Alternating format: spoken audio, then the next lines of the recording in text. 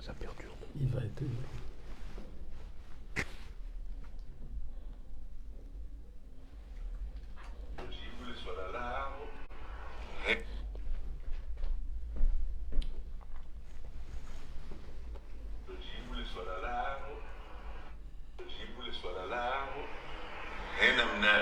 nilienshiu mzee ula tambi engeti daworamene kampanya ya ukakatu henda ate kukonsolewa doka wambulia ende kamjita juona kama doka mamado au msaidia wazali au nazida kabrax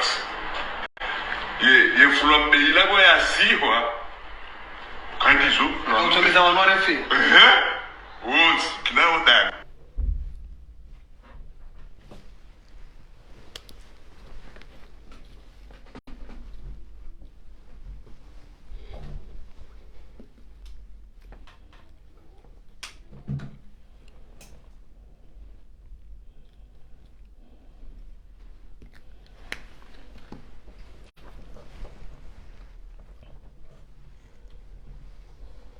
Mesdames et messieurs, bonsoir. Bienvenue sur la chaîne Libre de Comores. On est en direct au plateau de la chaîne Libre de Comores. Moi et mon frère Mohamed Abdou, pour l'avocat de l'ancien président d'Assemblée, Maître Alimi. Bonsoir Mohamed Abdou. Bonsoir. Alors, qui est notre invité d'honneur ce soir? Bonsoir tout le monde. Voilà, on vous dit que ce soir, nous avons eu le plaisir de recevoir Maître Alimi. Comme vous l'avez vu déjà, c'est l'avocat de l'ancien président Ahmed Abdallah Mohamed Sambi. Maître Alimi, Jean-Gilles, c'est un avocat au barreau de Paris. Voilà, on est venu parler du procès Sambi. Merci, merci. On vous demande de partager au maximum. Surtout, nous, on souhaite beaucoup de questions, on va aborder. Et surtout, n'hésitez pas à réagir. Mohamed Abdou, il va suivre vos commentaires et on va commencer notre émission tout de suite. Bonsoir, Maître Alimi. Bonsoir, monsieur, merci. Merci d'accepter notre invitation sur la chaîne Libre de Comores. On va tout d'abord, avant de poser la question, Mohamed Abdou, surtout, qu'est-ce qui s'est passé pendant le procès de l'ancien président Sambi? Merci Saïd. Les Comoriens et le monde entier ont suivi le procès de l'ancien président Ahmed Abdallah Mohamed Sambi qui a débuté le 21 novembre 2002 dernier devant la Cour de sûreté de l'État de Moroni. Accusé de corruption et détournement de fonds publics, requalifié en haute trahison présumée. Les faits qu'ils sont reprochés ont été commis dans l'exercice de ses fonctions, a souligné la justice comorienne. Il est le premier chef d'État des Comores à être jugé depuis l'indépendance du pays en 1975. Un procès qui était haute surveillance face au risque d'éventuels débordements aux abords du palais de la justice de Moroni. Un important dispositif de sécurité a été mis en place. La zone a été quadrillée par les forces de l'ordre et un périmètre de sécurité a été créé permettant uniquement aux avocats, aux inculpés et à leurs proches ainsi qu'aux journalistes d'y accéder. 2 anciens vice-présidents ainsi que 5 étrangers, dont l'homme d'affaires franco-syrien Bachar Kiwan, sont également jugés aux côtés de l'ancien président Ahmed Abdallah Mohamed Sambi. Au total, 15 personnes ont été inculpées dans cette affaire. Ahmed Abdallah Mohamed Sambi a été jugé pour haute trahison par la Cour de sûreté de l'État, a condamné à la réclusion à perpétuité. Aussi a été condamné à la dégradation civique de tous ses droits politiques et civiques. C'est-à-dire, Sambi ne peut pas voter et on ne le peut pas voter. Il ne peut pas être candidat, quelles que soient les élections. Merci, merci Mohamed Abdou. Et surtout, si vous êtes proche de l'ancien président Sambi, vous pouvez partager. Si vous avez vu que l'ancien président Sambi, il était victime de ces procès, partagez au maximum. Maître Alimi, votre client, l'ancien président Ahmed Abdallah Sambi, il est condamné à perpétuité. Vous êtes surpris ou pas? Écoutez, pour répondre à votre question, on s'attendait au pire quand on est arrivé au procès, et c'est évident qu'on ne s'attendait pas à une clémence particulière de la Cour de sûreté de l'État. On s'attendait pas non plus à un procès équitable, qui était voulu par toute la communauté internationale et par le monde de la justice, mais on n'a pas eu de procès équitable. La Cour de sûreté de l'État était une cour illégale, puisqu'en fait elle n'était pas décidé au départ pour juger des personnalités comme le président Sambi, et puis d'autre part, le crime dont on l'accusait, à savoir la haute trahison, n'était pas prévu de toute façon par les textes, et il y a eu dès le départ de toute façon une entorse à la séparation des pouvoirs, puisqu'en réalité, le juge d'instruction qui a renvoyé le président Sambi pour haute trahison a indiqué lui-même dans son ordonnance, le crime de haute trahison n'est pas prévu par les textes, par la Constitution, mais c'est pas grave, on va le reconstruire. C'est-à-dire qu'un magistrat va se promouvoir législateur et va décider justement de la construction d'une loi. Donc dans ces conditions, le procès n'était pas équitable. En dehors de la Cour de sûreté qui était une cour illégale, le président lui-même, Omar Ben Ali, n'était pas un président de toute façon qui était dans ses fonctions légales, puisqu'il avait connu de cette affaire en tant que président d'une précédente audience, et de précédentes audiences d'ailleurs, c'était même pas la seule fois, mais qu'il avait connu de cette affaire, et il a pas, face aux demandes de récusation que nous avons formulées, il a refusé de se récuser. Ça veut dire quoi, Maître Halimi? On attendait le pur de ce procès. Ça veut dire que vous pensez que l'ancien président Sambi il était condamné avant ces jugements? Bien évidemment, mais dès le départ. C'est-à-dire qu'en réalité, quand vous reprenez l'ordonnance du juge d'instruction dès le départ, lorsqu'en fait Sambi est interpellé, d'abord il est interpellé au départ pour simplement un trouble à l'ordre public, il est placé sous surveillance. Au bout de 2 jours, de toute façon, lorsque la mesure est levée, on le maintient sous surveillance et on le maintient en détention, et le lendemain, on l'envoie devant un juge d'instruction, justement, pour...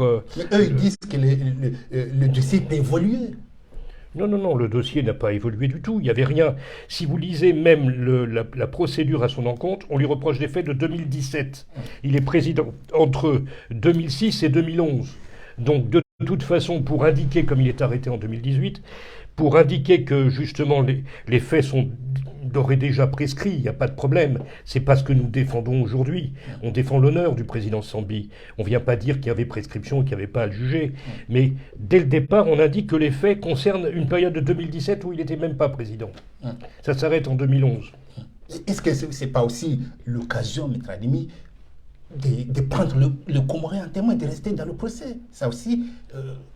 Les Comoriens doivent se rendre compte qu'il n'y a pas de justice aux Comores, que en fait le procès était totalement illégal, qu'en fait la communauté internationale attendait un procès équitable le concernant, et qu'il n'y a pas eu de procès équitable. Il n'y a pas eu une loi justement. Vous savez, au début on me demandait justement lorsqu'on est arrivé au procès, mais que risque le président Sambi? On est incapable de répondre à cette question. Il n'y avait pas de loi puisque le crime de haute trahison n'existait pas, qu'en fait il n'y avait pas de procédure sur ce crime de haute trahison, il n'y avait pas de peine de prévue, et il n'y avait pas de toute façon la moindre idée en ce qui concerne ce crime de haute trahison. Il a été inventé pour les besoins de la cause. C'est justement, c'est ça ma question, est-ce que ce n'est pas une occasion de prendre les Comoriens en témoin, Maître Halimi? Les Comoriens doivent savoir qu'il n'y a pas de justice aux Comores, qu'il n'y a pas de démocratie aux Comores, parce qu'un pays qui, de toute façon, ne respecte pas la loi et ne respecte pas les droits de la défense et ne donne pas aux justiciables la possibilité d'avoir un procès équitable, c'est pas un pays démocrate. Et aujourd'hui, moi je suis désolé de le dire, c'est pas à moi en tant qu'avocat de dire ce genre de choses, mais je considère pour ma part qu'à partir du moment où un président, le président de l'Union actuelle, veut briguer une présidence de l'Union africaine, la moindre des choses dans cette affaire-là, c'est de donner des principes démocratiques et de faire en sorte qu'en fait les personnes qu'il veut juger aient le bénéfice d'un procès équitable. Il ne l'a pas donné. Vous pensez qu'il a joué un rôle dans ces procès, président Zala Soumana? On en a la preuve. Lequel? On en a la preuve. On a la preuve d'une subornation de témoins pour laquelle j'ai porté plainte en France. Alors on me dit qu'en fait la France n'est pas territorialement compétente pour juger ce genre d'infraction, mais en fait cette subornation de témoins pour amener un témoin français, franco-syrien mais français, sur le territoire français, à Paris, dans le cadre d'un hôtel parisien, a apporté une version justement pour attaquer et pour aggraver la culpabilité du président Sambi. Quand je dis aggraver, c'est même inventé, puisqu'en fait, il n'y a rien contre le président Sambi pour asseoir la moindre culpabilité. On en parlera, si vous voulez, tout à l'heure, mais il n'y a aucun élément. Et on lui demande de changer, d'accuser, de charger le président Sambi, et on lui dit, dans ces conditions, eh bien, on va pouvoir, dans ces conditions, vous élargir de cette poursuite, et il n'y aura pas de problème pour vous. Et on a 3 ministres qu'on envoie, qu'on délègue auprès de Bachar Kiwan, puisqu'il s'agit de lui, pour qu'il change et pour qu'il ait une version à charge contre le président Sambi. Et on lui dit, les choses sont claires, c'est Msaidi qui l'écrit dans ses SMS. J'ai les SMS ici. Ces ministres-là, ils n'avaient pas le droit de rencontrer Bachar Kiwan. Attendez, vous avez un ministre de la Justice, Jaé, qui vient dire dans ces conditions, alors qu'en fait il poursuivait Bachar Kiwan et qui vient le rencontrer. On a un autre ministre, le ministre des Affaires étrangères, qui avait faim ce jour-là, M. Doul Kamal, et qui vient rencontrer Bachar Kiwan. Et on a Msaidi qui ne cesse d'envoyer des SMS. Parce qu'eux ils disent que c'est une rencontre amicale, rien n'a à voir avec ces procès. Rien à voir avec le procès. Comment on peut avoir une rencontre amicale? On est ministre de la Justice, on rencontre une personne qui est poursuivie par la justice comorienne, et on indique que c'est une rencontre amicale simplement parce qu'on avait envie de partager un repas. Donc attendez, ça ne tient pas... Parce que c'est du mensonge, Maître Ali. Mais moi, je ne dis pas que c'est du mensonge, je dis que de toute façon, la subornation de témoins est prouvée. C'est la raison pour laquelle j'ai porté plainte auprès du procureur de la République de Paris. Vous avez porté plainte contre qui? Alors, j'ai porté plainte contre X, mais j'ai visé justement M. Doul Kamal, ministre des Affaires étrangères, M. Jaé, qui est le ministre de la Justice, et M. Msaidi, qui était le porte-parole du gouvernement. Et les SMS de M. Msaidi, qui porte son numéro de téléphone que j'ai ici, et qui indique, avec un programme extrêmement détaillé, nous sommes avec le chef. Qui est le chef en l'occurrence? Ils n'agissent pas pour eux-mêmes, Msaidi, Doul Kamal et Jaé. Ils agissent pour le compte du président Azali. Et j'accuse ici, je suis désolé parce que c'est pas mon rôle, mais j'accuse ici. Il a démenti, il a même porté plainte. Il a porté plainte. C'est pas lui. Mais écoutez, comment Bachar Kiwan pouvait inventer le programme? On lui dit, nous sommes en Égypte auprès de la COP, justement, à Sharm el-Sheikh, pour la COP écologique. Et puis le 10, le chef sera à Paris. Le 11, le chef est d'accord pour vous rencontrer. Donc, Bachar Kiwan ne peut pas inventer justement ce programme, et c'est Msaidi qui lui donne. Sambi sera jugé pour haute trahison. Je vous conseille vivement de témoigner pour ne pas connaître le même sort que lui. Si vous êtes d'accord, le président vous recevra à Paris le 11 novembre pour discuter de votre grâce. C'est pas lui qui invente ce programme vis-à-vis effectivement du programme et de l'emploi du temps du président Azali. Msaidi porte des accusations lui-même extrêmement lourdes contre le président Azali. Il est visé aussi dans votre plainte. Mais oui, mais bien sûr.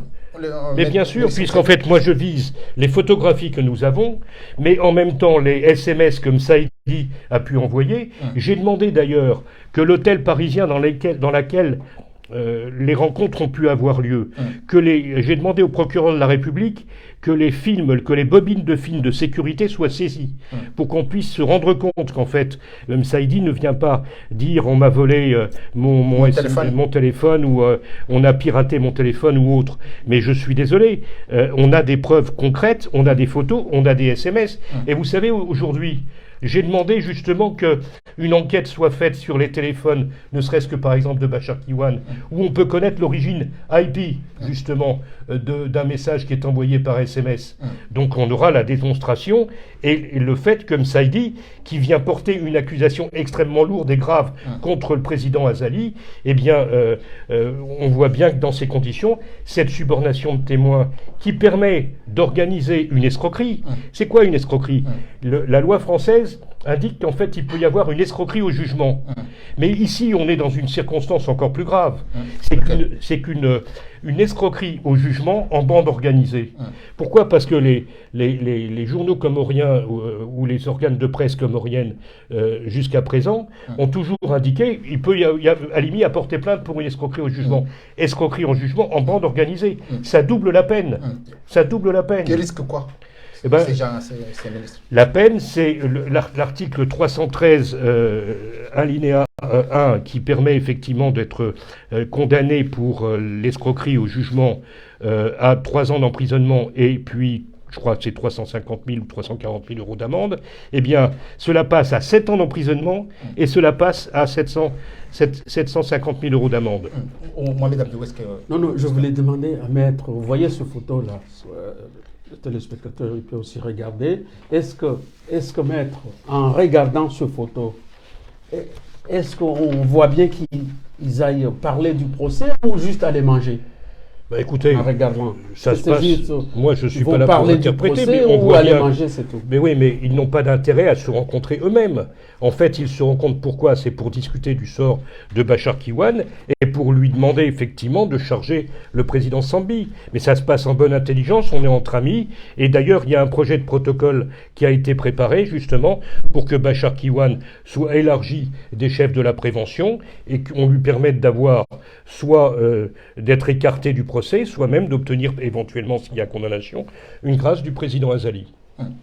Mesdames et messieurs, on est en direct avec Maître Alimi, l'avocat de l'ancien président Ahmed Abdallah Sambi. Vous pouvez réagir, hein? Mohamed Abdou, il regarde le commentaire et il va poser des questions, il va sélectionner certains commentaires, il va poser à Maître Alimi. Maître Alimi, il y a l'immunité diplomatique. Ces ministres. Alors c'est évident qu'il y a une immunité aujourd'hui. Oui. Ils sont ministres. Oui. Donc ce sera un obstacle. Ils sont protégés. Ils sont protégés. Oui. Mais il n'empêche qu'aujourd'hui, moi j'estime que les Comoriens doivent faire en sorte que justement cette immunité puisse tomber. Parce qu'il est anormal. C'est-à-dire écoutez, je demande moi aujourd'hui au président Azali de faire tomber cette immunité. S'il n'a rien à craindre justement de ces procédures, eh bien qu'il fasse tomber l'immunité de ces ministres qu'il a délégués pour que justement, c'est peut-être gros ce que je demande, mais cette immunité, compte tenu de la suspicion de cette subornation de témoins qui est évidente de toute façon en ce qui concerne effectivement les éléments de preuve que j'ai et en ce qui concerne effectivement la tentative d'escroquerie au jugement, il est anormal que ces ministres bénéficient encore de cette immunité. J'ai appris que c'est indépendant effectivement de cette procédure, mais j'ai appris même que Doul Kamal avait une procédure à son encontre à La Réunion et qu'il bénéficie toujours de cette immunité. Donc c'est anormal. Il faut que les Comoriens en soient conscients de cela. Si on veut qu'une justice cohérente, une justice équitable puisse avoir lieu dans ce pays, eh bien, il faut que, déjà dans un premier temps, l'immunité puisse tomber. Je vous ai dit, la souveraineté d'un pays s'arrête au regard des autres pays, au regard des autres nations. Et le président Azali, qui aujourd'hui voudrait être président de l'Union africaine, devrait le savoir, parce que dans ces conditions, eh bien, cette procédure et ces accusations que l'on porte contre ces ministres et contre lui en même temps, eh bien, salissent ces demandes. Ma question est là. Oui. Et là, comme vous savez, Azali Assoumani, il est candidat pour être président de l'Union africaine. Est-ce que vous pensez que votre plainte, comme vous parlez d'escroquerie, il peut jouer un rôle sur la candidature du Azali Assoumani? C'est évident que c'est une difficulté. Mais la moindre des choses, c'est qu'en se rendant compte déjà qu'il y a une difficulté dans cette procédure contre un homme innocent, parce que c'est quoi cette subornation de témoins? Ça vous rappelle pas quelque chose? Ça rappelle dans le passé les heures sombres de l'affaire Dreyfus, lorsqu'en fait on a imaginé, lorsqu'on a créé justement des accusations, des faux papiers contre un innocent, justement pour l'envoyer au bagne. Et qu'est-ce qui se passe contre le président Sambi aujourd'hui? C'est un stratagème, une manœuvre des plus terribles pour envoyer un ancien président, un homme intègre, dont j'ai les preuves justement de l'utilisation des fonds qui provenaient de la citoyenneté Parce qu'on parle, comorienne. on parle des milliards. Mais attendez, mais c'est une aberration. C'est une aberration. Je vous rappelle que le programme de la citoyenneté économique était un programme qui concernait 200 millions de dollars, d'ailleurs, que les Émiratis, que les Émirats allaient donner justement aux Comores pour donner une nationalité, justement, je dirais presque fictive, mais une nationalité à des Bédouins et des Émirats, parce qu'en fait, les Émirats ont une telle,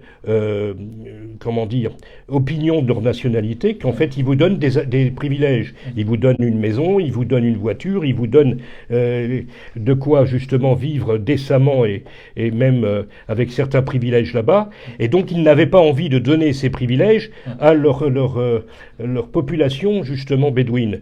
C'est la raison pour laquelle ils ont proposé aux Comores la possibilité de ce programme de citoyenneté économique pour que justement, en échange, les Comores reçoivent cette somme et qu'ils permettent justement au peuple comorien d'y avoir un avantage. Cet avantage, c'était 200 millions de dollars. Et moi, j'ai la preuve, parce qu'en fait... Donc, le montant que le commissaire Junaid qu'il a au procès, 1,8 milliard d'euros. C'est faux? Bien évidemment. Attendez, le programme ne portait que sur 200 millions de dollars. Donc, 200 millions de dollars et 1,8 milliard d'euros, ça n'a rien à voir. C'est la preuve que, dans ce procès... Le commissaire du gouvernement, n'avait aucune possibilité, justement, de connaître le dossier. Il ne connaissait pas le dossier. Il a inventé n'importe quoi. J'étais comme un fou lorsque j'ai entendu, justement, cette accusation d'1,8 milliard d'euros. Alors qu'en réalité, sur les 200 millions, justement, qui étaient destinés au programme de citoyenneté économique, moi, j'ai la preuve, et ça a été une chance, parce que je m'étais occupé à l'époque d'un programme de restructuration des routes en enrobé, justement, sur les 3 îles des Comores, sur Anjouan, sur Mohéli et sur Najidza, sur les Grandes Comores. Eh bien, il y avait l'utilisation, justement, et j'ai les contrats ici avec Colas, j'ai l'utilisation de plus de 20 milliards de francs comoriens qui étaient destinés à cette reconstruction et qui ont été utilisés par le président Sambi pour payer Colas. J'ai également, et ça c'est dans l'instruction du procès, on a la preuve que 1,3 milliard d'euros ont été placés à la Banque centrale des Comores et que dans ces conditions, on est à presque 23 milliards de francs comoriens, presque 45 millions d'euros qui ont été dépensés, enfin, qui ont été, pas dépensés, puisqu'en fait, il y en avait qui étaient à la Banque centrale, mais qui ont été apportés par le président Sambi au profit des Comoriens. En l'espace de 2 ans, puisqu'en fait, il est président et ça, c'était entre l'argent 2006. qui sous-tentait. Bien sûr, il est président entre 2006 C'est pour et faire les 2011. routes, l'argent qui donne à Colas. Il a apporté un bien-être justement au peuple comorien. Justement, la première des choses pour le bien-être d'un pays, c'est aussi la communication, c'est aussi les routes, c'est aussi la possibilité de se déplacer. La liberté, c'est aussi, ça commence par la liberté de se déplacer. Et la liberté de se déplacer, elle commence par construire des routes. Ça a été un des premiers gestes justement du président Sambi. Et l'autre partie a été placée auprès de la Banque centrale. Et lorsque nous avions eu avec notre confrère Mahamoud, notre confrère comorien, justement, Maître Mahamoud, la preuve que, justement, il y a eu une confrontation avec le ministre des Finances du président Sambi à l'époque, eh bien, nous étions satisfaits puisque... C'était Kililou ou Mamadou? C'était Mamadou. Eh bien, il y avait, au moment de cette confrontation, une démonstration de c'est Swahili, Mamadou. Mohamed Swahili. Eh bien, le ministre des Finances avait déclaré que la gestion du programme de la citoyenneté économique, l'argent qui relevait de ce programme, eh bien, ne relevait pas de la gestion de la présidence, mais il relevait que de lui-même. Il était le coordonnateur, effectivement. Et c'est là que j'arrive, maître. Pourquoi aujourd'hui on accuse l'ancien président Sambi? Écoutez, moi, comment voulez-vous que je vous réponde? C'est une injustice totale. C'est un innocent, Sambi. Comment il faut le répéter? Il est innocent. Et que dans ces conditions, si vous voulez, il faut poser la question peut-être au président de l'Union, M. Azali. M. Azali, parce Lui qu'il y a dit qu'il est pour rien. Ben, il y est pour rien, il est pour rien, et puis je l'entendais s'exprimer en disant mais comment on ne peut pas poursuivre un président, et comment on ne peut pas le condamner, etc. Mais je suis désolé, il faut lui poser la question. Il y a une inimitié entre les deux. Quand j'ai récupéré ce dossier, il y a eu une difficulté à savoir que Sambi aurait été acclamé en sortant de la mosquée de Moroni, et puis s'aurait déplu justement au président Azali. Et c'est la raison pour laquelle, trouble à l'ordre public, alors que les partisans de Sambi auraient entonné l'hymne comorien, c'est la raison pour laquelle, à partir de ce moment-là, il y a eu toute cette difficulté, tout ce cauchemar qui a Donc il y avait une volonté d'étouffer la Saint-Président d'Assemblée. Volonté d'étouffer, volonté de plein pouvoir, volonté d'abattre également toute contestation et puis toute opposition. Moi, je vous rappelle qu'aujourd'hui, il n'y a pas d'opposition aux Comores. J'ai une question, beaucoup de Comoriens se posent. Le dossier citoyenneté économique, il y avait les Comores, les Émirats arabes. Les principaux acteurs, c'est M. Ahmed Abdallah Mohamed Sambi et Bachar Kiwan. Qui a mis M. Bachar Kiwan dans le dossier? Et c'est les Émirats ou c'est les Comores? Alors, Bachar Kiwan est un intermédiaire qui n'était pas connu du président Sambi. Il n'y a aucun lien entre M. Bachar Kiwan et aucun lien avec le président Sambi. Bachar Kiwan est un intermédiaire qui a été imposé dans la mesure où en fait il y avait des sommes importantes que les Émiratis apportaient aux Comores. C'est un intermédiaire qui a été imposé par les Émirats. Et en fait, le président Sambi n'a pas pu faire autre chose. Donc c'est pas Sambi qui l'a mis dans le dossier? Pas du tout, mais il n'y a aucune connaissance entre Kiwan et puis le président Sambi.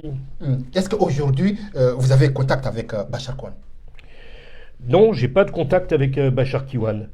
J'ai simplement contact avec son avocat, donc j'ai donné les coordonnées avec, avec le procureur de la République, pour avoir justement la possibilité d'entendre Bachar Kiwan et de faire en sorte que les messages qu'il a pu recevoir et les SMS qu'il a pu recevoir du ministre Msaidi, justement, soient récupérés et saisis par la justice française. Aujourd'hui, on a appris comme quoi Bachar Kiwan, il n'est plus recherché, Mohamed Abdou. Tout à fait. Nous avons reçu un dossier aujourd'hui, il est là, qui dit que Interpol ne cherche plus Bachar Kiwan. Donc, maître, il va nous confirmer si c'est vrai ou si c'est pas vrai. Le dossier, il est là. Voilà. Maître, est-ce que c'est vrai, Bachar Kiwan? Alors, le dossier, il est là. Je l'ai reçu. J'ai ces documents. Voilà. C'est-à-dire que si vous avez eu communication de la plainte que j'ai déposée pour subornation de témoins et tentative d'escroquerie au jugement en bande organisée auprès du parquet de Paris, je rappelais que le 31 août 2021, c'est-à-dire il y a plus d'un an, Bachar Kiwan avait demandé à Interpol une suppression des informations concernant auprès des bureaux justement centraux nationaux d'Interpol, et qu'il a obtenu le 28 juin 2022 la suppression des données le concernant, justement parce qu'en fait ces données n'étaient pas conformes aux règles d'Interpol et ont été supprimées. Donc ça c'est tout à fait exact. Bachar Kiwan n'est pas poursuivi par Interpol aujourd'hui. Est-ce que vous trouvez ça normal? Mais moi, je ne suis pas l'avocat de Bachar Kiwan. Je ne connais pas ce qui est reproché à Bachar Kiwan. Ce que je sais, c'est par rapport au dossier du président Sambi et au détournement des fonds qu'il y a pu avoir dans la procédure, dans le programme de la citoyenneté économique comorienne, et que dans ces conditions, je ne sais pas ce qui est reproché à Bachar Kiwan. Mais il n'empêche que là, c'est une donnée qui est quand même importante, qui vous parvient, je ne sais pas comment vous l'avez, mais de manière totalement indépendante, et qui vous permet de constater qu'il n'y a plus de poursuites en ce qui concerne Bachar Kiwan par Interpol. Mesdames et messieurs, on est en direct avec Maître Halimi. Vous pouvez réagir, vous partager au maximum et vous pouvez appeler aussi. On va vous donner le numéro de téléphone, vous pouvez réagir. Maître Halimi, il y a un juriste qui s'appelle Ulam Atouman qui demande tout simplement d'annuler ce procès. Est-il possible, oui ou non? Écoutez, déjà, le choix de la Cour de sûreté de l'État était un choix qui était invraisemblable, puisqu'en fait, il n'était pas prévu, c'était la Cour suprême qui devait juger le président Sambi éventuellement. Je vous rappelle que dès le départ, de toute façon, tout a été faussé.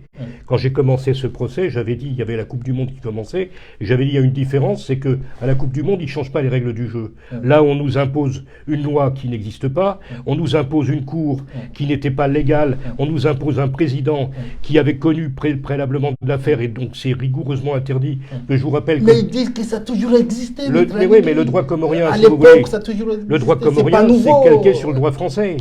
Les Comores étaient françaises avant, et que dans ces conditions, le droit que vous utilisez, ne serait-ce que la chambre d'accusation que nous appelons, nous, chambre d'instruction, existe, ne serait-ce que, par exemple, les 2 fois 4 mois de détention provisoire, qui était le maximum que le président Sambi encourait, n'ont pas été respectés. On n'a pas eu la possibilité, alors que avec Mahamoud, mon confrère, ou par la suite même avec Fahmi Saïd Ibrahim, nous n'avons pas eu la possibilité de faire valoir qu'au bout de 8 mois, il devait être remis en liberté. Ça n'a pas été possible. Je reviens à ma question. Est-il possible d'annuler ces procès?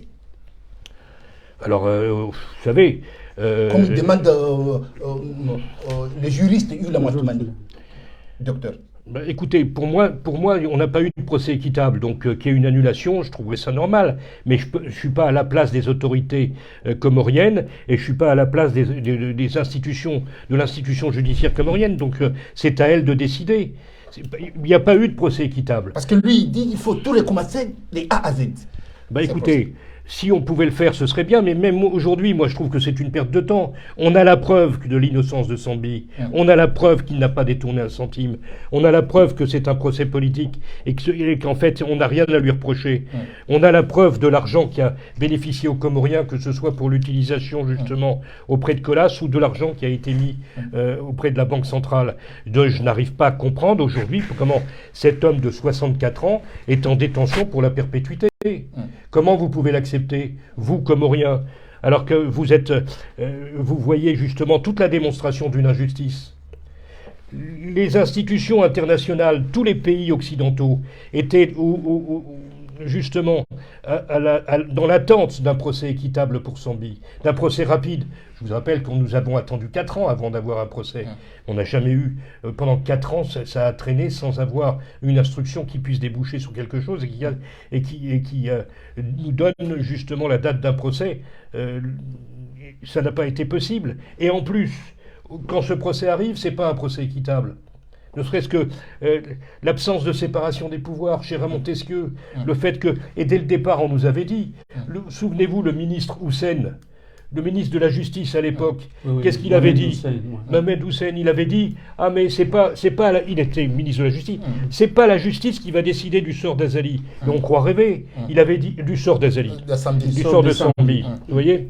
Mais c'est au président Azali de décider du sort de Sambi. Il l'avait écrit. J'avais vu une correspondance et un organe de presse qui avait titré ce genre de document. C'est justement le GP gracier le président Sambi, mais attention, pas de pression, disait-il le président Azali. Dans une interview, vous pensez quoi? Bah écoutez, déjà la grâce, c'est pas à l'avocat de la demander, c'est au président Sambi lui-même de la solliciter. Et moi, vous savez, le président Sambi, c'est quelqu'un d'absolument intègre, et c'est un grand politique, justement, des Comores. Pourquoi? Parce qu'en fait, il a toujours dit, et il s'est présenté lui-même aux Comores, il est revenu de la France vers les Comores. En sachant très bien qu'il est cherché par la justice. Et en disant, moi, ce n'est pas la justice que je crains, c'est l'injustice. Et le président Sambi, qui est une personne intègre, justement, eh bien, je pense que c'est un homme d'honneur. Et il n'acceptera pas, justement, de se plier pour cela. Alors, si c'est de l'humiliation que le président Azali souhaite pour son rival, qui était un rival peut-être à l'époque désigné contre lui. Alors que je rappelle qu'au moment des élections, le candidat Azali était arrivé 3e, et que c'est sous la pression justement du président Sambi qu'en fait Azali est devenu président. Il a eu l'aide de Sambi pour être président. Et le président Azali aujourd'hui l'oublie. Est-ce que la grâce c'est une solution pour libérer... Posez la question à Azali lui-même. Posez la question au président Azali. C'est à lui de décider ça.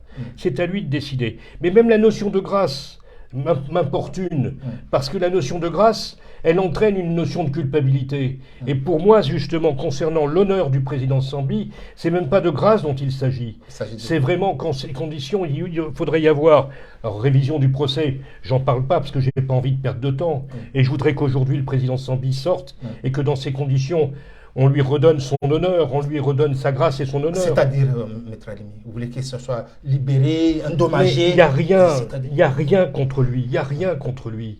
Il n'y a pas le détournement d'un centime, il n'y a pas la preuve d'un détournement d'un centime. La justice comorienne a fait des recherches sur les comptes de Sambi, de sa famille. On n'a pas trouvé le détournement d'un centime. Et au contraire, moi j'apporte la preuve, et je l'ai donné à l'époque au juge d'instruction, j'apporte la preuve de l'argent qui a été utilisé au profit des Comoriens. Presque 45 millions d'euros sur les 24 millions, justement, 24 milliards. La parole aux gens qui disent là, justement, ils disent, on vous disait qu'il n'y a rien de reprocher à Sambi, pourquoi vous êtes parti au procès? Alors, vous n'avez pas assisté mais parce qu'on n'aurait pas dire mais parce qu'on n'aurait pas été entendu. Parce qu'on n'aurait pas été entendu. Je vous rappelle que depuis que nous sommes partis, on était 5 avocats, et c'est pas nous qui avions décidé, c'est le président Sambi lui-même qui a jugé la cour illégale, qui a jugé les textes les textes, il n'y en avait pas de texte, mais qui a jugé le crime de haute trahison pour lequel il était poursuivi illégal. Et pourquoi vous ne l'avez pas conseillé de lui dire non, on reste... Mais parce qu'on connaissait le résultat d'avance. Vous l'avez donné raison, président Sambi, bien évidemment, dans la mesure de toute façon, on connaissait le résultat d'avance. On connaissait le résultat d'avance. À partir du moment où on ne respecte pas les droits de la défense, à partir du moment où on invente une loi contre lui, à partir du moment où on crée une cour totalement illégale pour le juger. Pourquoi? Parce qu'il n'y a pas de possibilité de recours, il n'y a pas de possibilité d'appel. C'est-à-dire circuler, il n'y a plus rien à voir. Il est condamné à mourir. 64 ans pour la perpétuité. C'est un homme intègre qu'on a mis justement, un innocent qu'on a mis en prison pour la perpétuité. C'est honteux pour la justice comorienne. À part les échanges et les photos des ministres avec Bachar, est-ce que vous avez d'autres preuves? Les SMS avec Saïdi. À part les SMS et les photos. Et puis, vous n'avez pas d'autres preuves? Mais oui, mais par exemple, lorsqu'il va y avoir l'enquête, j'espère qu'en fait le procureur de la République française va pouvoir décider effectivement de faire une enquête, et on verra que ne serait-ce que l'emploi du temps du président Azali, qui est mentionné par Msaïdi dans les SMS, va pouvoir déterminer que cet emploi du temps réel, ou du 11 novembre qui a été même en France. il a dit que c'est pas lui. Ben oui, mais c'est pas vrai, c'est pas lui qui a écrit ça. C'est pour ça qu'on demande, est-ce que vous avez d'autres preuves? C'est pas Bachar Kiwan qui pouvait inventer ce programme. C'est pas Bachar Kiwan qui pouvait l'inventer. Il a dit c'est pas lui. Il a même porté plainte. Il a porté plainte. Tout à fait. Oui, moi j'y reviens, Maître Alimi. Qui vous disent vos collègues qui se suivent ces procès, vos collègues européens, quelle image qu'ils donnent à notre justice? Écoutez, évidemment, mais le problème c'est qu'en fait ils considèrent que nous n'avons pas eu de procès équitable. Sambi n'a pas bénéficié d'un procès équitable. Et que dans ces conditions, à partir du moment où... Vous savez, un procès, il faut un cadre, il faut de la procédure, il faut une loi, il faut une cour qui soit légale. À partir du moment où on ne vous donne pas ça, nous, on est venu avec justement des règles. On a procédé on a demandé la récusation du président Omar Ben Ali. Il a refusé de se récuser. Parce qu'il nous a dit, mais en tant que président de chambre d'accusation, j'étais là pour juger de la liberté. Je n'ai pas connu du procès. Je n'ai pas connu des faits qui étaient reprochés. Moi, je ne connais pas un président en France de chambre d'instruction, et encore moins justement aux Comores, qui vienne dire dans ces conditions je vous juge pour une demande de mise en liberté et je ne regarde pas le fond du procès. Il y a toujours, à l'entrée de cette procédure, lorsqu'on a une demande de mise en liberté, un rappel des faits. Et la preuve en est, pour rejeter une demande de mise en liberté, il suffit d'une ligne, attendu que les faits sont graves. Et que dans ces conditions, rejetons la demande de mise en liberté. Bien évidemment, le président Omar Ben Ali, qui doit être un bon magistrat, je présume, eh bien dans ces conditions, devait connaître du procès. Et il dit lui-même, j'ai pas connu des faits reprochés à Sambi. C'est d'une aberration, c'est d'un manque de justice total. C'est d'un manque de justice. C'est pourquoi? Parce que les jeux sont faits. et que dans ces conditions, on n'a aucune possibilité de faire entendre notre voix et la voix du président Sambi pour un procès équitable. Et comme la France c'est un pays ami, est-ce qu'elle a un rôle à jouer à ce procès? Alors ça, il faut le demander aux institutions. Moi, je sais que de toute façon, le ministre de la Justice française auquel je me suis adressé est sensible au fait que, justement, et je pense que c'est grâce à elle que nous avons pu obtenir un procès avant la fin de l'année, parce qu'en fait, elle s'était engagée à cela. Vous dites quoi Mais elle était dans l'espérance d'un procès équitable. Et la notion de procès équitable, c'est pas n'importe quoi. C'est pas n'importe quoi. J'ai dit ministre de la Justice, non, c'est la ministre des Affaires étrangères. Mais elle sait ce que c'est qu'un procès équitable. Selon vous, pourquoi il y a des jeunes docteurs en droit, des jeunes Comoriens qui sont en France, qui sont formés en France, qui disent que le procès a été respecté? Bah écoutez, d'après eux, ils disent que moi je vous ai démontré, ne serait-ce que par ce crime de haute trahison qui n'existe pas. Pour compléter la question de Mohamed Abdou, on a vu des juristes proches du pouvoir, comme Maître Bako, Maître Abdouhab, qui disaient que ces procès étaient vraiment respectés. Oui, moi j'ai entendu des confrères qui défendaient justement l'État comorien, qui venaient dire au président Omar Ben Ali, mais vous êtes intervenu dans le passé devant la chambre d'accusation simplement pour une demande de mise en liberté. Mais on peut tricher avec n'importe quoi. Je suis désolé, c'est pas la loi ça. Un président qui a connu préalablement d'une affaire, eh bien ne peut pas juger, c'est pas possible. Un juge d'instruction par exemple ne pourrait pas être juge du siège et juger d'une affaire qu'il a connue préalablement. Eh bien je leur dis non, dans ces conditions. Le crime de haute trahison n'existe pas. Et le juge d'instruction vient dire on va le reconstruire. C'est-à-dire que la séparation des pouvoirs entre le judiciaire et le législatif n'existe pas. Donc je suis désolé. Pourquoi il dit ça, c'est le vous? Parce que ils défendent le pouvoir, ils défendent la conviction du président Azali et de ses ministres. Mais vous savez, il y a une expression, mieux vaut une injustice qu'un désordre. Eh bien ces gens-là préfèrent peut-être une injustice à un désordre. C'est quoi la solution à la limite pour libérer La solution, c'est qu'on libère aujourd'hui, immédiatement, le président Sambi. C'est anormal de mettre un homme intègre, un homme innocent de 64 ans en détention à perpétuité. C'est anormal de jouer avec la vie des gens comme ça.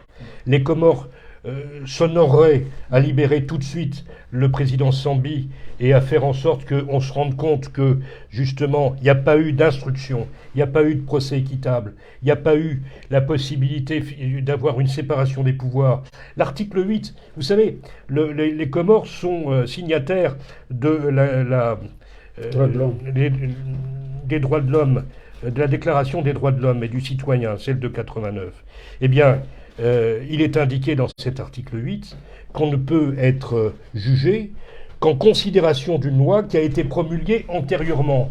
Mais quelle loi a été promulguée antérieurement? Et quels sont les juristes comoriens qui viennent dire que le crime de haute trahison a été promulgué antérieurement? Je leur dis ceci, regardez les textes, regardez ce qui a été fait, utilisé justement à l'encontre du président Sambi. C'est anormal, c'est de l'injustice. C'est amener un homme à la mort, parce que perpétuité pour un homme de 64 ans, ça veut dire quoi? On joue avec sa vie, on joue avec sa santé.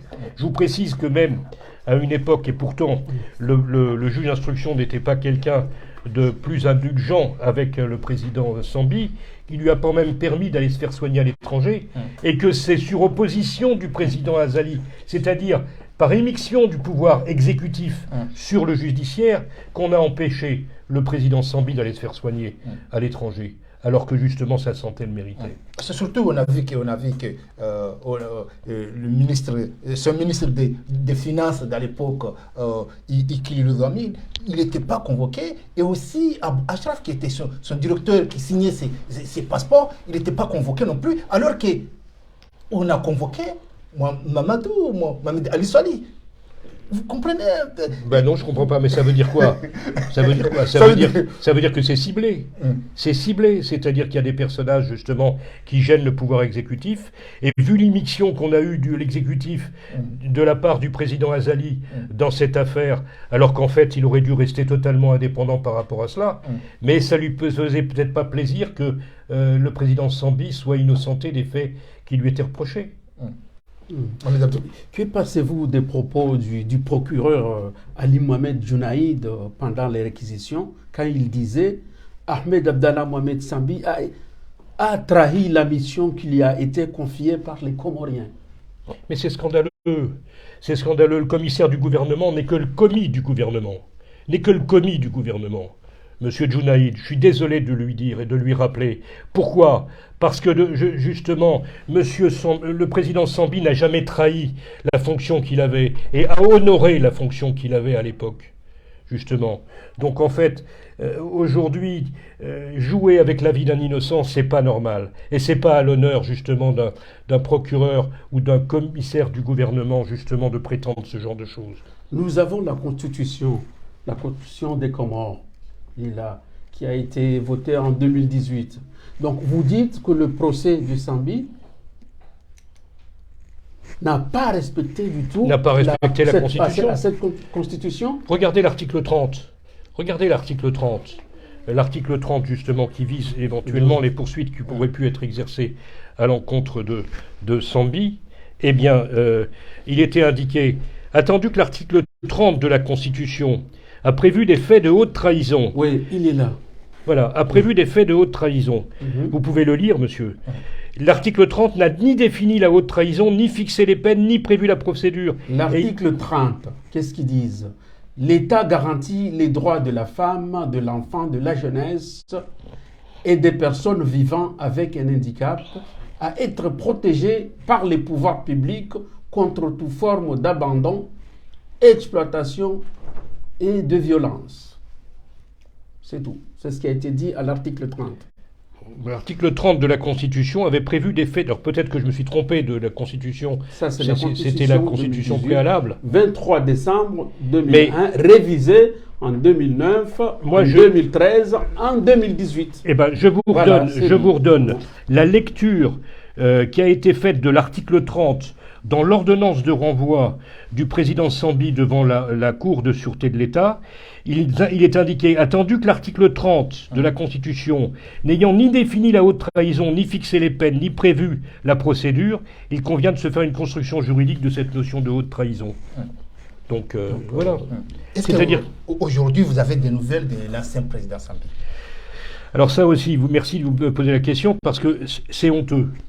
C'est honteux parce que comme nous n'avons pas accepté de continuer à légitimer ce procès, dans la mesure où si nous étions restés, nous légitimerions effectivement ce procès à l'encontre du président Sambi, eh bien, le commissaire du gouvernement, M. Junaïd, a refusé justement de nous permettre, et avant que je parte des Comores, je n'ai pas pu rencontrer le président Sambi.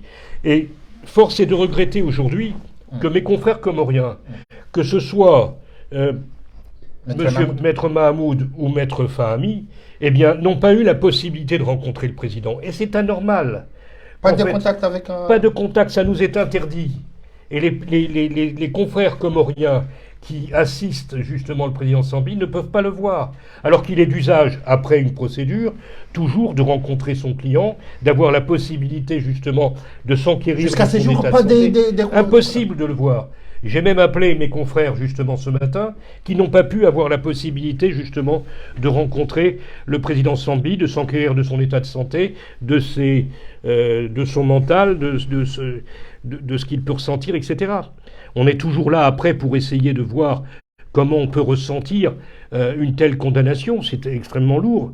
Eh bien, on n'a pas la possibilité d'exercer notre rôle.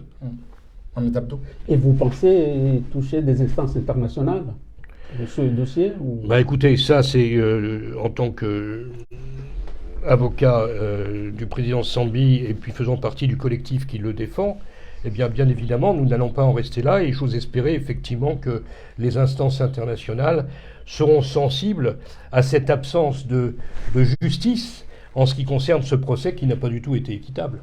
Le président, le président Azali Assoumani, il est candidat au poste de président de l'Union africaine. Mohamed Abdou, quels sont les enjeux de ce poste? Justement, c'est le jeu du procès. Parce que vous savez que Sambi, il a été arrêté, il a mis 4 ans, plus de 4 ans en garde à vue. Donc, ce n'est pas au hasard si aujourd'hui, on a vu arriver ce procès. Donc, vous savez, c'est l'enjeu. C'est à propos de ce calendrier. Donc, Azali Assoumani a bien vu que bientôt, c'est les élections à l'Union africaine. Et comme il prétend être candidat, donc voilà, on va faire le procès. Donc, maintenant, on attend. Parce que on sait que les élections auront lieu en février. Donc ça, c'est sûr et certain, il y aura quelque chose avant les élections de l'Union africaine. Donc c'est l'enjeu. Donc je sais, est-ce qu'Azali va faire une grâce à Sambi? Et qu'est-ce qu'il va jouer? Parce qu'il y a le jeu, les élections de l'Union africaine et Sambi. Donc il y aura quelque chose. Est-ce qu'il va gracier? Donc c'est l'enjeu, c'est là où on veut voir exactement la finalité, comme Maître Ami, il l'a dit aussi, parce qu'il a bien précisé, que la plainte qu'il a faite à Paris va aussi jouer un rôle à ces élections de l'Union africaine. Donc, vous pensez qu'il ne peut pas être élu président de l'Union africaine sans faire quelque chose de ces Sambi? Ah oui, ça c'est certainement. Donc, le dossier Sambi va jouer quelque chose. Ce n'est pas au hasard que Sambi reste en prison 4 ans et demi sans être jugé, et du coup, on a créé le procès. Donc, c'est l'enjeu. L'enjeu, c'est les élections de l'Union africaine. Donc, les Comoriens ou le monde entier va attendre. Il y aura quelque chose avant février, avant ces élections. Maître Alimi, que pensez-vous de cette candidature de président Azali Assoumani au sein de l'Union africaine? Je suis mal placé pour en parler, parce qu'en fait, mon rôle est un rôle d'avocat. Maintenant, si vous voulez, le président Azali s'honorerait de trouver une solution au sort du président Sambi, parce que je présume qu'on ne peut pas se présenter pour présider l'organisation de l'Union africaine en s'éloignant de la démocratie, en s'éloignant de l'application de la justice et d'avoir la possibilité de jouir d'un procès équitable. C'est la moindre des choses. Ce serait la honte, justement, si on ne respectait pas ces dispositions, les institutions de la justice, le procès équitable et les règles de la démocratie, qui consistent en la séparation des pouvoirs, en la séparation des pouvoirs, mais en même temps en l'application des dispositions de la Déclaration des droits de l'homme, avec des lois qui existent préalablement par rapport à un procès. Et donc, le président Azali devrait se rendre compte que sa justice n'a pas été à la hauteur et que dans ces conditions, il a mal été conseillé.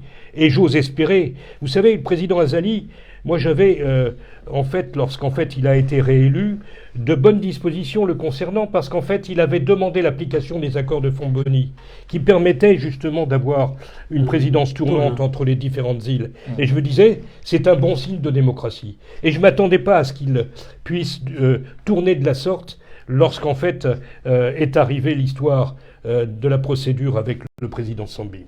Avez-vous porté l'affaire devant son ami Macky Sall, qui est le président de l'Union africaine actuelle? Non, pas du tout, pas pour l'instant. Mais vous savez, avec nos confrères, certains sont spécialisés en ce qui concerne effectivement ces plaintes et ces saisines effectivement de cela. Nous avions sollicité l'organisation de l'Union africaine à l'époque sur la détention arbitraire du président Sambi, et nous avons eu des réponses qui nous étaient favorables et qui ont exprimé le fait, que ce soit à l'ONU ou que ce soit à l'OUA, qui ont exprimé et qui nous ont donné raison, à savoir préciser que la détention du président Sambi était une détention arbitraire. Donc aujourd'hui, c'est un dossier qui est à suivre. Si vous croisez président Azali Assoumani, vous lui direz quoi, Maître Alimi? Eh bien, vous savez, qu'est-ce que je lui dirais?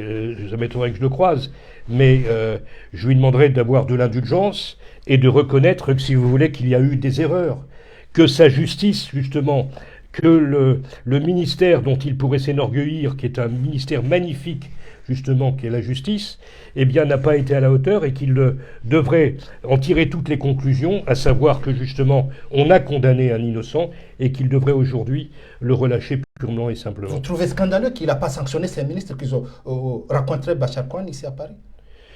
Bah écoutez, ça c'est son problème, je ne sais pas. Mais le problème, c'est que quand je vois la subornation de témoins et quand je vois la tentative d'escroquerie au jugement en bande organisée pour faire changer justement la déposition d'un coprévenu par rapport à des accusations infondées et pour créer justement un climat de suspicion, mais horrible, à l'encontre effectivement d'un innocent, j'estime que dans ces conditions, ça, il devrait s'en rendre compte. Mesdames et messieurs, en direct au chaîne libre de Comores avec Maître Alimi, avocat de l'ancien président Sambi. Vous pouvez réagir en direct et partager. Mohamed Abdou, est-ce que vous avez une question à poser? Oui, tout à fait. La plainte du ministre Mseydié, vous pensez à quoi? Vous pensez que ça vous vise à vous? Écoutez, j'en ai pas eu connaissance, mais je ne pense pas, de toute façon, vous savez, les avocats bénéficient d'une immunité. On n'est pas diplomate et on n'est pas ministre, mais on bénéficie d'une immunité dans le cadre de nos activités. Et si jamais il devait y avoir quelque chose, j'estime qu'on a suffisamment d'éléments pour démontrer les malversations qui ont été commises en bande organisée au plus haut sommet de l'État, au plus haut sommet de l'État comorien. On a les preuves de cela. Et que dans ces conditions, si on doit rendre des comptes devant la justice, on les rendra coup pour coup. Et le peu du temps que vous avez passé aux Comores, dans le cadre de votre travail, quand vous parlez de votre travail, quelle impression a donné à la justice comorienne, souveraineté, séparation de pouvoir? Quelle impression vous donnez? Je vous ai dit, bon, la séparation des pouvoirs, il n'y en a pas. En fait, non, il n'y en a pas. Que ce soit Houssen, au départ, le ministre de la Justice, qui indiquait que le sort de Sambi était entre les mains d'Azali, que ce soit l'actuel l'actuel juge d'instruction Elamine Saïd, qui a indiqué qu'on allait reconstruire, ça n'existe pas, mais on va reconstruire le crime de haute trahison parce qu'en fait il n'avait pas été prévu ni organisé, on n'avait même pas les peines, on n'avait même pas la procédure, eh bien ça c'est la preuve qu'il n'y a pas de séparation des pouvoirs. Et puis on est extrêmement déçus parce que les Comoriens sont un peuple magnifique. Vous savez, on parlait d'un peuple extrêmement gentil, extrêmement avenant, extrêmement hospitalier. Et aujourd'hui, on donne des Comores une image qui n'est pas la bonne. Est-ce que pendant votre voyage, on vous avait mis la pression, vous étiez intimidé ou vous étiez libre de travailler Pardon.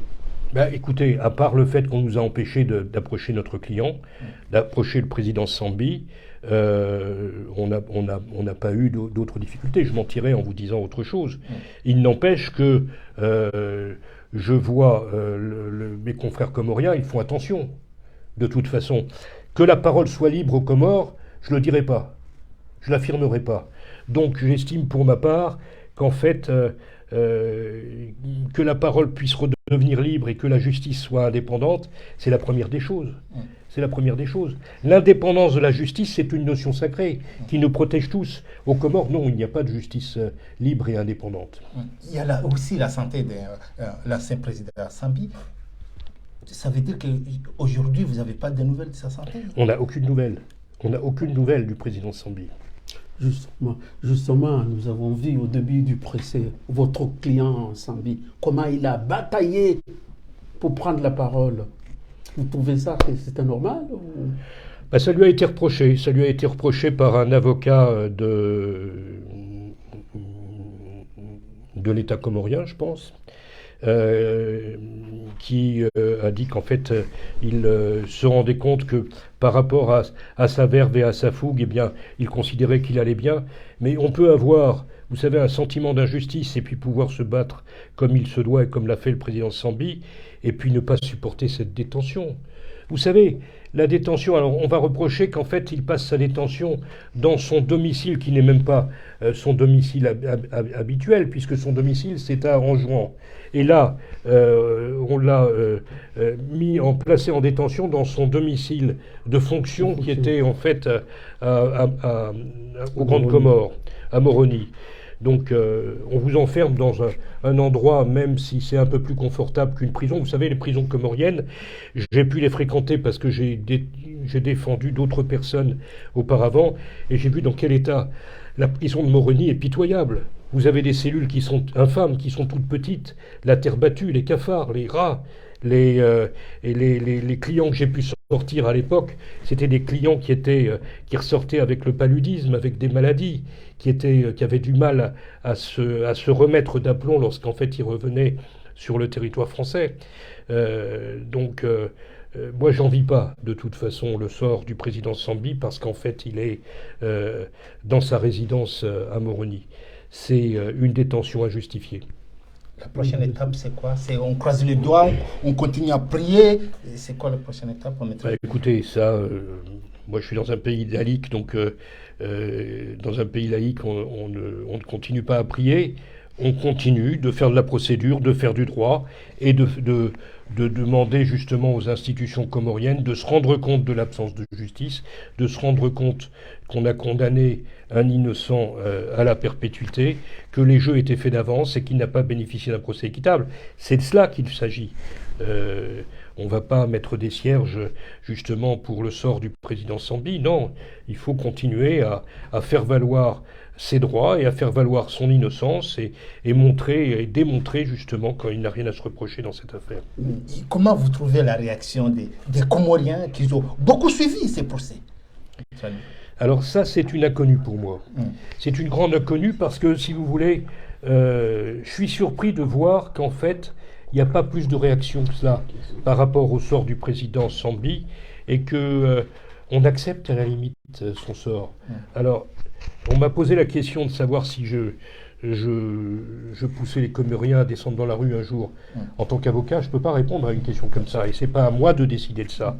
Mais je trouve qu'on accepte trop facilement la condamnation d'un innocent, et en réalité, on n'écoute peut-être pas assez justement les éléments qui sont en sa faveur, et qui auraient pu être d'application immédiate par le juge d'instruction à l'époque. Le juge d'instruction, à l'époque, avait fait l'objet justement d'une ordonnance où il avait été démis de ses fonctions précédemment. Moi, j'avais été surpris effectivement de le voir désigné parce qu'on m'avait dit qu'en fait c'était un parent du président Azali. C'était quelqu'un de sa famille. Donc encore une fois, si vous voulez, ne serait-ce que cela, c'était quelque chose qui me dérangeait. Et je m'étais dit, bon, peut-être qu'en fait, c'était pas la peine de solliciter la désignation d'un autre juge et de demander sa récusation, mais c'était une erreur. Parce que dans ces conditions, on n'avait pas de cadeau à faire dès le départ. Et je me rends compte qu'aujourd'hui, eh bien, par rapport à... Il a bénéficié de aucune clémence, le président Sambi. Que ce soit pour l'élargissement dès le départ de sa surveillance, de sa résidence surveillée, que ce soit pour la non-application de l'article 145 qui lui aurait permis justement d'être libéré au bout des 8 mois, eh bien, on n'a eu aucune clémence dès le début de cette procédure. Il n'a pas été écouté, on a rapporté les preuves, j'ai rapporté la preuve, et le juge d'instruction a eu les sommes qui ont été versées auprès de la Banque centrale des Comores. Il a eu confirmation qu'en fait le président Sambi n'avait pas pouvoir justement sur ces sommes. Il a eu également réception de mon dossier complet par rapport aux sommes qui ont servi à Colas pour la restructuration, entreprise française pour la restructuration en enrobé des routes des Trois Îles. Donc on a apporté toutes ces démonstrations. Et on a l'impression qu'on n'écoute pas, que ça ne sert à rien. Mais je suis désolé, aujourd'hui il faut le crier. Parce que si on le demande gentiment, comme cela, on n'écoute pas. À qui il faut crier au seul responsable justement du sort de Sambi, à savoir celui qui dirige l'exécutif aujourd'hui, le président Azali, et lui faire comprendre justement que justice n'a pas été rendue, et puisque vous êtes aujourd'hui à la tête de l'exécutif, moi j'avais déjà écrit au président Azali. Vous avez répondu? Non, pas du tout. J'avais rien reçu, c'est-à-dire le mépris total. Et puis j'avais écrit au président Azali pour lui dire, je comprends. Vous savez, c'était à la suite de du journal où en fait j'avais vu la réaction du ministre Hussein, justement, qui disait que le sort de Sambi dépendait que du président Azali et non de la justice. Donc je lui avais dit, je le comprends. Et je lui avais dit, écoutez, votre Excellence, je vous demande effectivement de mettre en liberté le président Sambi. J'étais intervenu auprès de son chef de cabinet. J'avais fait passer effectivement mes courriers. Eh bien, aucune réponse. On m'avait promis, le président Azali va vous répondre. Mais on ne m'a pas répondu. Comment les gens, les téléspectateurs, comment ils réagissent Justement, il y a une question là qui revient. Pendant le procès, il y avait un moment où juge Omar avait crié à un de vos collègues en lui disant « Ici c'est au Comores, c'est pas en Belgique ». Vous avez pensé à quoi ça, cette expression? Écoutez, oui, ici c'est au Comores. Oui, mais ça veut dire quoi? Ça veut dire quoi, monsieur? C'est tout simplement parce qu'en fait, on veut faire comprendre que le pays est souverain, que la justice est souveraine et qu'on n'a pas d'ordre et de conseils à recevoir de la part, effectivement, d'une autre nation ou d'avocats qui représentent un autre pays. Mais moi, je vous dis, la souveraineté d'un pays, bien sûr. Regardez ce qui se passe aujourd'hui avec la Russie, c'est un pays souverain. Il n'empêche que la souveraineté d'un pays, elle s'arrête au regard des autres nations, des autres pays. Et puis les valeurs de la démocratie, les valeurs de la justice, les valeurs qui font que justement les droits de l'homme sont respectés. Et moi je vous dis justement que dans ces conditions, le président Sambi n'a pas bénéficié de l'application de ces valeurs. Mohamed Abdou, on a écouté Maître Alimi, ses interventions. Surtout, il nous a montré qu'il y a beaucoup de choses qui ne sont pas claires au niveau du dossier. Tout à fait, Saïd. Pendant cette émission, nous avons retenu plusieurs choses. D'abord, Maître Ami a bien précisé qu'il n'y avait pas de loi, ni la loi, ni la Cour n'existent pas. N'était pas légal. Donc, tout n'était pas légal. Donc, le procès n'était pas équitable. C'est ça, maître. Exactement. Voilà. Donc, c'est ce aussi, après, ils ont expliqué un peu ce qui se passe dans le pays, que le système, il n'y a pas de séparation de pouvoir. Donc, tout, si on comprend, tout est dirigé, non? Tout est dirigé par l'exécution. L'exécutif. L'exécutif. Et puis il est revenu sur la grâce, l'hypothèse de grâce au président Azali Assoumani, que ça ne suffit pas de grâcer l'ancien président Sambi, il faut vraiment le laver. Rendre son honneur. Rendre son honneur, parce que d'après Maître, il dit que Sambi vraiment a été humilié, c'est ça. Donc, il n'a rien volé. Il n'a rien volé. Donc, ils ont toutes les preuves que Sambi n'a rien volé. Donc, il n'a rien du tout. D'après Maître, c'est ce qu'ils disent. Donc, il a bien précisé aussi, au début, ça fait je ne sais pas combien d'années, il avait écrit au président Azali, mais sans réponse. Azali n'a pas du tout répondu. Donc, voilà. Merci Mohamed Abdou. Maître, est-ce que vous avez un message à envoyer aux Comoriens qui nous suivent et qui va nous suivre tout à l'heure? Bien écoutez, ce procès est passé, mais le sort du président Sambi nous importe également. Et aujourd'hui, on est dans une phase d'accusation. C'est-à-dire qu'après la phase de défense qui nous a été déniée, eh bien aujourd'hui, nous accusons justement les plus hautes instances de l'État comorien d'avoir entraîné un procès justement qui n'était pas équitable et d'avoir envoyé une personne innocente à la condamnation la plus humiliante.